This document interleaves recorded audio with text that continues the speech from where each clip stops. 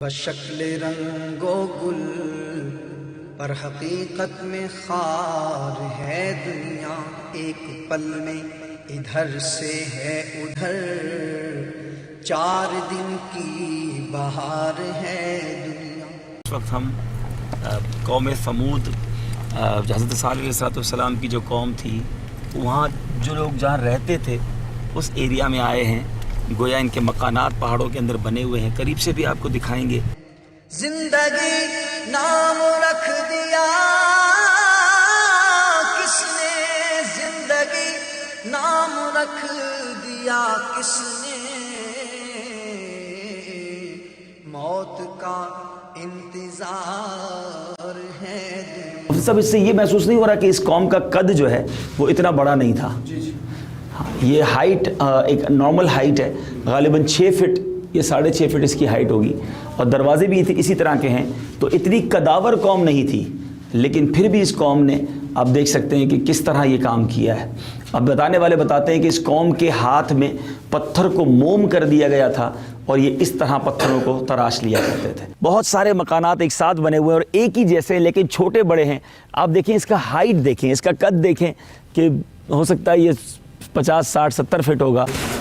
Unbelievable.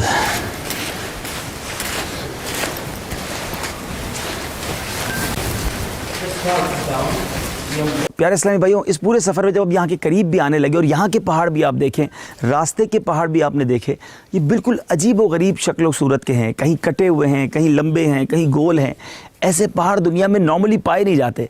بتانے والے بتاتے ہیں کہ یہیں سے طوفان نوح بھی گزرا تھا اور کئی 100 سال یہاں پانی رہا۔ غور سے دیکھیں تو ایسا لگتا بھی ہے کہ پانی نے اس پہاڑ کو، ہم جب سمندر کے اندر سے کوئی پتھر نکلتا ہے، یہ سمندری جو چٹانیں ہوتی ہیں ان کی حیت اسی طرح بن جاتی ہے، وہ گولائی کی شکل میں ہو جاتے ہیں، الگ الگ ان کے نقشے بن جاتے ہیں۔ اجل ہی نے چھوڑا نہ کسرا نہ دارا،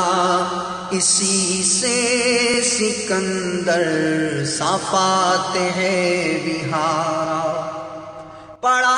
رہ گیا سب یوں ہی ٹھاچ سارا، ہر ایک لے کے کیا کیا نہ حسرت سدھارا، جگہ جی لگانے کی دنیا نہیں ہے، یہ عبرت کی جا ہے تماشا نہیں ہے۔ موت سے غافل نہ ہو اے بے خبر، ہے تمہیں ماں ایک ساعت دنیا پر، موت ٹھہری آنے والی آئے گی، جان ٹھہری جانے والی جائے گی۔ پیارے اور محترم اسلامی بھائیوں، ہم اس وقت مدینہ منورہ سے کم و بیش 400 کلومیٹر کے فاصلے پر مدائن صالح پر موجود ہیں۔ یہ حضرت صالح علیہ السلام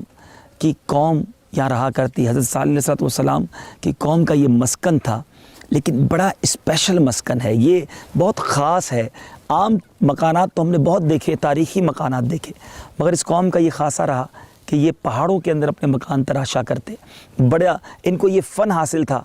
اور ان کو اس بات پر بڑا فخر بھی تھا۔ لیکن اس قوم کا انجام کیا ہوا، یہ قوم تباہ کیسے ہوئی، یہاں اللہ تعالیٰ کی کیا کیا نشانیاں موجود ہیں، اس بارے میں الحمدللہ آج ہمارے ساتھ مفتی صاحب، مفتی قاسم صاحب موجود ہیں۔ مفتی صاحب، آپ نے بھی اس جگہ کو ہمارے ساتھ وزٹ کیا ہے، اس وقت آپ کی اپنی کیفیات کیا ہیں، کیا محسوس کر رہے ہیں آپ؟ بسم اللہ الرحمن الرحیم۔ ان جگہوں کے حوالے سے قرآن پاک کے اندر بکثرت تذکرہ ملتا ہے، اور صرف ایک قوم کا نہیں بلکہ 20 اقوام کا تذکرہ قرآن پاک کے اندر موجود ہے۔ کئی قوموں کے نام لے کر قرآن پاک میں ذکر کیا گیا، کئی قوموں کے نام لیے بغیر ان کا ذکر کیا گیا کہ تم سے پہلے بہت سی قوموں کو ہم نے ہلاک کر دیا، وَلَقَدْ أَهْلَكْنَا الْقُرُونَ، ہم نے بہت سی بستیوں کو ہلاک کر دیا۔ تو ان بستیوں کا تذکرہ جو قرآن پاک کے اندر ہے، اس کے پیچھے جو سب سے اہم اور بڑا مقصد بیان کیا ہے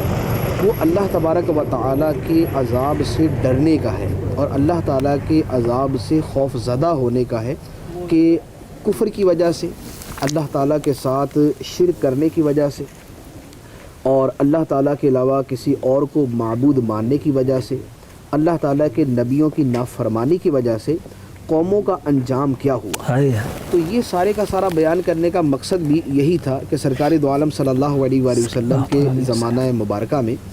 کفار قریش کو اور جو دیگر کفار تھے ان کو، اور پھر چونکہ سرکار دو عالم صلی اللہ علیہ وآلہ وسلم کی نبوت تا قیام قیامت ہے، بلکہ اس کے بعد تک ہے،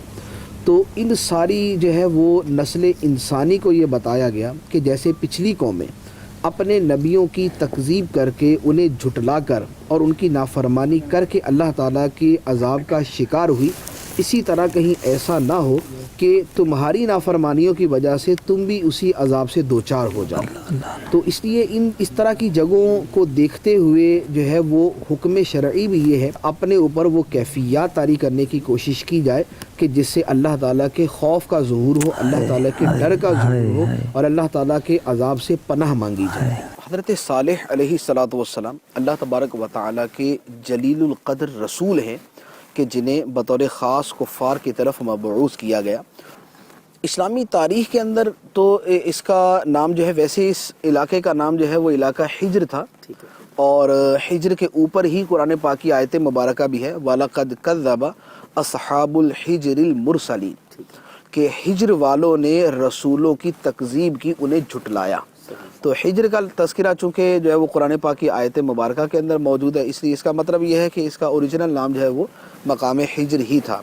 اور اب جو ہے اس کو مدائن صالح، حضرت صالح علیہ السلام کے جو علاقے ہیں ان کے نام سے یاد کیا جاتا ہے۔ اس قوم کے دو نام جو ہے وہ ہیں، اور ایک نام تو قرآن پاک کے اندر صراحت کے ساتھ بار بار جو ہے وہ ذکر کیا گیا، قوم ثمود، جیسے قرآن پاک کے اندر آیت مبارکہ ہے وَإِلَىٰ ثَمُودَ أَخَاهُمْ صَالِحًا، اور ثمود کی طرف ہم نے ان کے ہم قوم حضرت صالح علیہ السلام کو مبعوث فرمایا۔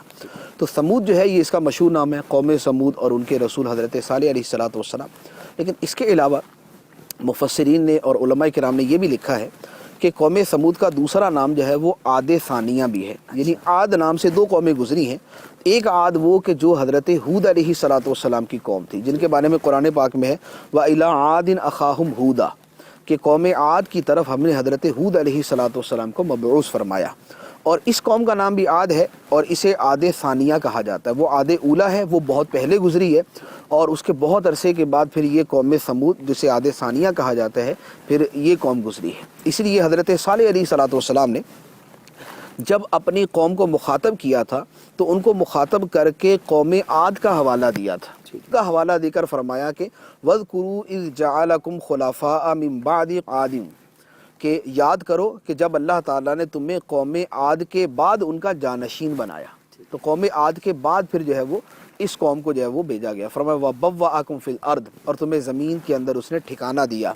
تَتَّخِذُونَ مِن سُهُولِهَا قُصُورًا، کہ تم اس کی جو ہموار زمین ہے، نرم زمین ہے، وہاں پر اپنا محلات بناتے ہو، وَتَنْحِتُونَ الْجِبَالَ بُيُوتًا، اور پہاڑوں کے اندر جو ہے تم ان کو تراش کر جو ہے وہاں مکانات بناتے ہو۔ قوم ثمود تو اس کو کہنے کی وجہ یہ ہے کہ بیسیکلی یہ ساری قوم جو تھی، یہ ثمود نام کا ایک آدمی تھا، اس کی نسل سے یہ چلی تھی۔ تو جیسے یہ مختلف قبیلے اور مختلف عائلہ عربی کے اندر جس کو کہا جاتا ہے، تو یہ اسی طرح بنتے تھے کہ کسی بڑے جو ہے خاندان کے نام کے اوپر پھر آگے سارے کے سارے چلتے، بنی ہاشم ہے، بنی قریش ہے، اس طریقے سے۔ تو اسی طرح قوم کے سب سے جو پرانا ان کا بڑا گزرا تھا اس کا نام ثمود تھا، اور اس کی نسل جو ہے وہ یہاں پر آباد ہوئی، اور وہی بڑھتے پھیلتے یہاں پر ایک پورا شہر جو ہے وہ آباد ہو گیا، تو اس لیے اسے قوم ثمود کہا جاتا ہے۔ صالح علیہ السلام کی قوم اس نسبت سے کہا جاتا ہے کہ ان کے نبی وہ ہیں، اور ثمود اسلام اعتبار سے کہا جاتا ہے کہ یہ ثمود نامی آدمی کے اولاد میں سے یہ گزرے ہیں۔ زیادہ تر جو پچھلی قومیں گزری ہیں، حضرت نوح علیہ السلام کی قوم، حضرت ہود علیہ السلام کی قوم، حضرت صالح علیہ السلام کی قوم، ان کے درمیان جو مشترک برائی اور خرابی گزری ہے وہ یہ تھی کہ یہ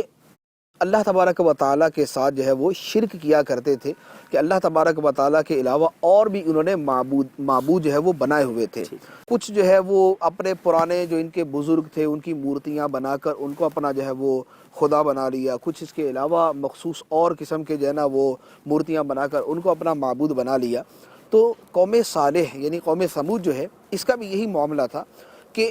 انہوں نے بھی جو ہے یہ بھی بت پرست قوم تھی، مشرک قوم تھی، اور یہ جو ہے وہ بتوں کی پوجا کیا کرتی تھی۔ تو حضرت صالح علیہ السلام نے ان کو بھی آ کر جو ہے وہ توحید، اللہ تعالیٰ کی عبادت، اللہ تعالیٰ کی وحدانیت کا پیغام دیا، اور اپنے رسول ہونے کا ان کے سامنے بیان فرمایا۔ تو ان میں کچھ لوگ تو تھے کہ جنہوں نے حضرت صالح علیہ السلام کی بات کو تسلیم کیا، آپ پر ایمان لائے، شرک سے توبہ کی، وحدانیت کو قبول کیا، آپ کی رسالت کو قبول کیا، لیکن ایک بہت بڑی تعداد وہ تھی کہ جنہوں نے اس کا انکار کیا۔ تو حضرت صالح علیہ السلام ان کے درمیان مسلسل جو ہے وہ تبلیغ فرماتے رہے، اور اسی تبلیغ کے دوران جو ہے پھر وہ واقعہ پیش آیا کہ جس کا آخری نتیجہ یہ نکلا کہ یہ قوم اللہ تعالیٰ کے عذاب کا شکار ہو کر نیست و نابود ہو گئی۔ اللہ تعالیٰ کے جو بھی انبیاء کرام رسول تشریف لائے وہ صرف اور صرف توحید کا پیغام نہیں دیتے تھے، بلکہ اس کے ساتھ ایک پورا کا پورا ایک نظام زندگی دیا کرتے تھے، جس کے اندر اس رسول کی اطاعت، اللہ تعالیٰ کی عبادت کے لیے اپنا وقت نکالنا، اپنے کاروبار کے اندر، اپنے زندگی کے معاملات کے اندر، ان تمام چیزوں کے اندر جو ہے ایک چینجنگ آتی تھی۔ تو اللہ تعالیٰ کا نبی اور اللہ کا رسول جو ہے وہ ایک بہت بڑی تبدیلی لے کر آتا ہے، اور وہ جو تبدیلیاں ہوتی ہیں وہ عام طور پہ نفسانی خواہشات کے خلاف ہوتی ہیں، اور یہ لوگ جو تھے یہ اپنی ان خواہشات میں، ان لذات میں، ان شہوات میں ایسے منہمک ہوتے تھے کہ اب ان کو یہ پتا تھا کہ اگر ہم اس نبی کی اطاعت کریں گے تو ہمیں نتیجے کے طور پر اپنی ان عیاشیوں سے، اپنی ان موج مستیوں سے، اپنی اس دنیاوی لذتوں سے، اور اپنی اس دنیا کی محبت اور مال و دولت سے ہمیں دور ہونا پڑے گا۔ اللہ کی راہ میں مال بھی خرچ کرنا پڑے گا، ہمیں اپنا وقت بھی نکالنا پڑے گا، ہمیں گناہ بھی چھوڑنے پڑیں گے۔ تو اب یہ جو نفس کی سرکشی ہوتی تھی، یہ نفس کی سرکشی وہ چیز تھی کہ جو ان کو جو ہے وہ مجبور کر دیتی تھی کہ وہ اس طرح کی حقانیت کے معجزات دیکھنے کے باوجود جو ہے وہ اللہ تعالیٰ کے نبیوں کو تسلیم نہیں کرتے تھے۔ اللہ تبارک و تعالیٰ کا عذاب ان کے اوپر نازل ہوا، اور فرمایا کہ فَدَمْدَمَ عَلَيْهِمْ رَبُّهُمْ بِذَنبِهِمْ فَسَوَّاهَا، اللہ تعالیٰ نے ان پر اپنے عذاب کو برسایا، فَسَوَّاهَا، اور ان کو برابر کر کے رکھ دیا، ان کو نیست و نابود کر دیا، ملیا میٹ کر دیا، اور ان کو تباہ و برباد کر دیا۔ وَلَا يَخَافُ عُقْبَاهَا، اور اللہ تعالیٰ کو ان کے بدلے کا ڈر نہیں کہ یہ کو اللہ تعالیٰ سے بدلہ لے سکتے ہیں۔ تو یہ قرآن پاک کے اندر یہ واقعہ بیان فرمایا گیا، اور بھی اس کے علاوہ بہت ساری صورتوں کے اندر اس کو بیان کیا گیا۔ تو پھر جو ہے وہ قوم کے اوپر عذاب آیا، ان کا عذاب مختلف صورتوں کے اندر بیان کیا گیا، اس کے لیے الفاظ مختلف ہیں۔ کسی جگہ تو ہے کہ فَأَخَذَتْهُمُ الرَّجْفَةُ، ان کو رجفہ نے آ لیا، رجفہ کا مطلب ہے زلزلہ، کہ زلزلے نے ان کو آ کے پکڑ لیا۔ ایک جگہ ہے کڑک اور چمک، تو اس کی مفسرین کرام نے یہ بیان فرمایا کہ ان کا اصل عذاب زلزلہ تھا، لیکن وہ زلزلہ ایسا شدید تھا کہ اس سے کڑک بھی پیدا ہوئی، اس سے جو ہے وہ چمک بھی پیدا ہوئی، اس سے ایک شور اور ایک ہولناک آوازیں بھی پیدا ہوئیں، اور ان سب کے نتیجے کے اندر جو ہے یہ ساری کی ساری قوم تباہ ہو گئی، سب لوگ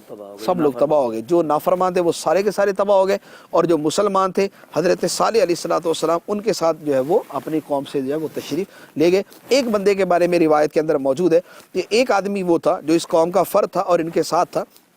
تو وہ حرم شریف گیا ہوا تھا۔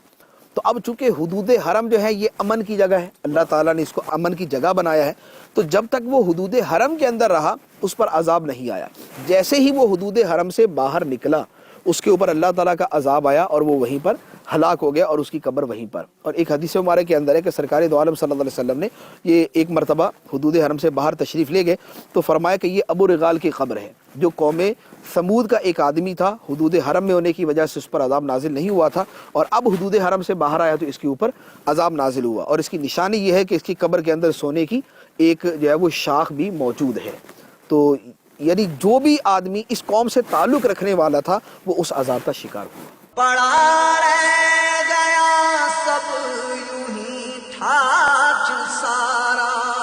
ہر ایک لے کے کیا کیا نہ حسرت سدھارا، جگہ